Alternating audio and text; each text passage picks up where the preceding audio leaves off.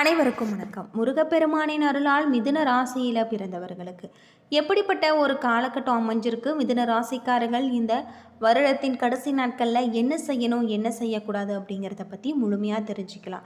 Video ரொம்பவே பயனுள்ளதாக இருக்கும். அதனால் வீடியோவை கடைசி வரைக்கும் ஸ்கிப் பண்ணாமல் பாருங்கள். இது வரைக்கும் நம்ம சேனலில் நீங்கள் இன்னும் சப்ஸ்கிரைப் பண்ணலைன்னா மறக்காமல் சப்ஸ்கிரைப் பண்ணிவிடுங்க. வாங்க வீடியோக்குள்ளே போகலாம். பொதுவாக மிதுன ராசியை பொறுத்தவரை பல வகைகளில் அனுகூலமான ஒரு காலகட்டம். திருமண முயற்சிகள் சாதகமாக உங்களுக்கு முடியும். கணவன் மனைவிக்கு இடையே அந்யோன்யம் அதிகரிக்கக்கூடியதாகும். குடும்பம் தொடர்பான முக்கியமான முடிவுகள் எடுப்பதில் வாழ்க்கை துணையின் ஆலோசனைகளை கேட்டு நடப்பது நல்லது. தந்தையுடன் கருத்து வேறுபாடு ஏற்பட வாய்ப்பு உள்ளதால் கூடுமானவரை நீங்கள் பொறுமையை கடைபிடிப்பது நல்லது. அலுவலகத்தில் சக ஊழியர்கள் உங்களுடைய பணியில் உதவி செய்வாங்க.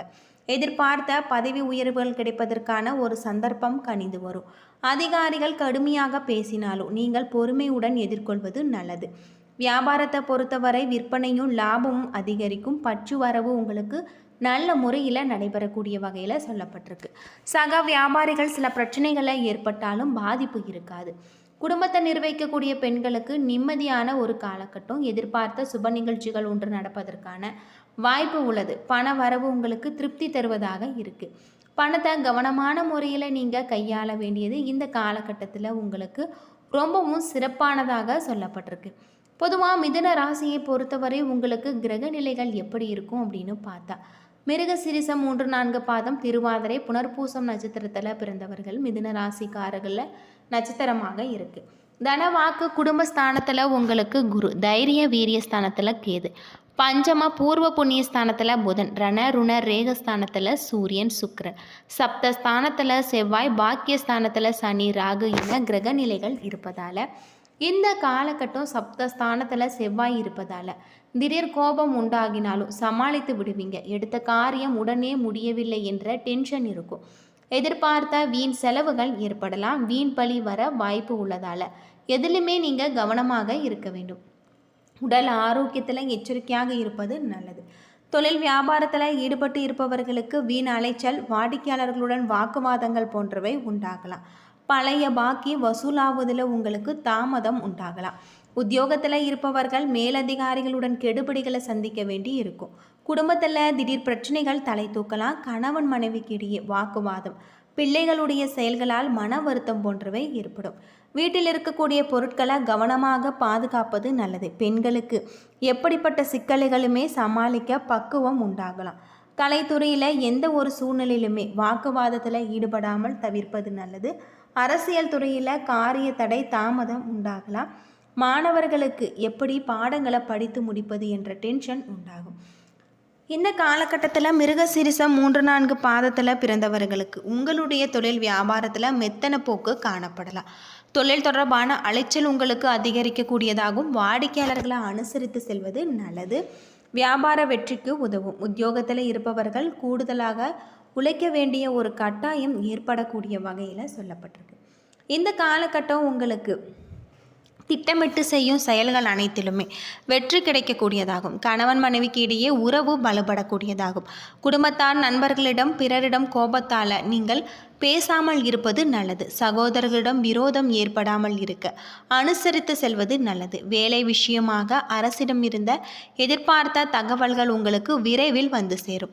வியாபாரத்தில் திட்டமிட்டபடி புதிய விரிவாக்கங்கள் செய்து முடிப்பீங்க.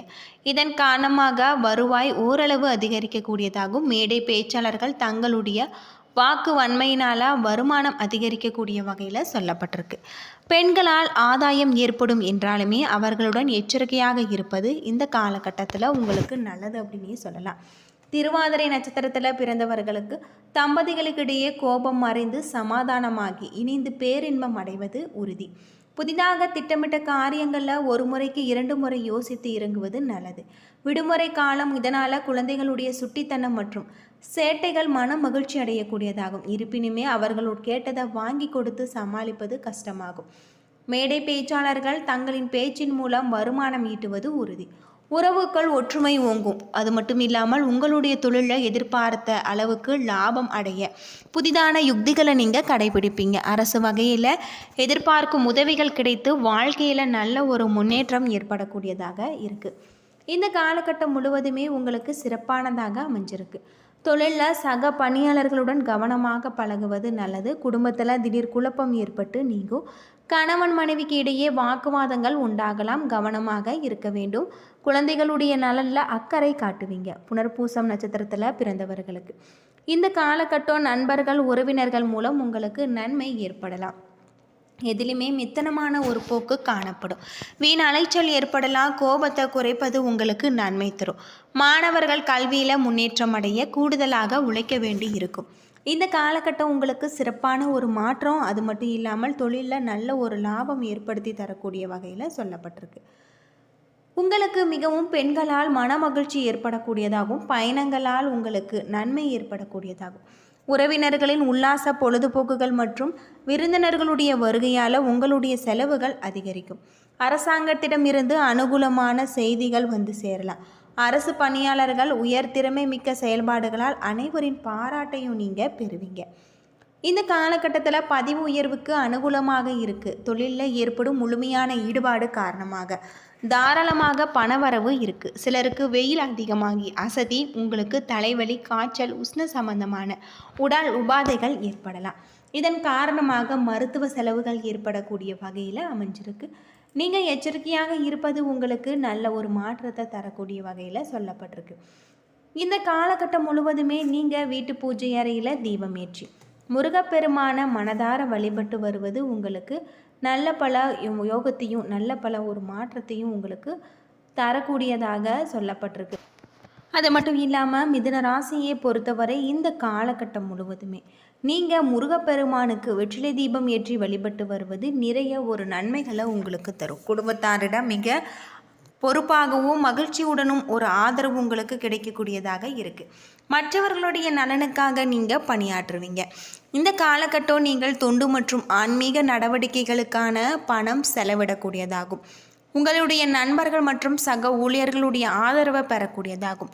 புத்திசாலித்தனத்தால் ஒவ்வொரு செயலுமே எளிதாக முடியும். இந்த காலம் நீங்கள் ஆன்மீக நடவடிக்கைகளில் நாட்டம் கொண்டிருப்பீங்க. அது மட்டும் இல்லாமல் நீங்கள் ஒரு புதிய மற்றும் வெற்றிகரமான திட்டத்தை உருவாக்கக்கூடும். குடும்ப மகிழ்ச்சி நன்றாக இருக்குது. இந்த காலகட்டத்தில் இளஞ்சிவப்பு நிறத்தை நீங்கள் அணிந்து வருவதன் மூலம் உங்களுடைய வாழ்க்கையில் இருக்கக்கூடிய அனைத்து விதமான ஒரு பிரச்சனைகளுக்குமே தீர்வு கிடைக்கும். நல்ல பல யோகத்தை தரக்கூடிய வகையில் உங்களுக்கு சொல்லப்பட்டிருக்கு. சாதகமான ஒரு நன்மைகள் உங்களுக்கு ஏற்படலாம். அது மட்டும் இல்லாமல் உங்களுடைய தொழிலையும் யோகமான பலன்கள் கிடைச்சிருக்கு. சில இடங்களில் உங்களுக்கு சவாலாக இருக்கும், சில இடங்களில் வேலையில் கடுமையாக இருக்கும். உத்தியோக ரீதியாக உங்களுடைய திறமைகளுக்கேற்ப ஊதிய உயர்வு கிடைச்சிருக்கு. ஆனால் எதிர்பார்த்த ஒரு காரியம் நல்ல முறையில் நடக்கும். வியாபாரத்தில் விற்பனையும் லாபமும் பெருகி வருமானம் அதிகரிக்கும். புதிய முதலீடுகளில் தைரியமாக நீங்கள் ஈடுபடலாம். குடும்பத்தில் இருந்து வந்த கஷ்டங்கள் நீங்கி சந்தோஷம் உண்டாகும். பிள்ளைகளால் பெருமை ஏற்படக்கூடிய வகையில் இருக்குது. அலுவலகத்தில் மேன்மையான ஒரு நிலை, பதவி உயர்வு, ஊதிய உயர்வுக்கு சந்தர்ப்பம் உண்டு. வியாபாரத்தில் விற்பனை மேன்மையாக நடந்து பணவரவு அதிகரிக்கக்கூடியதாகும். வியாபாரத்தை அதிகரிக்க புது முயற்சிகளை நீங்கள் மேற்கொள்ளலாம்.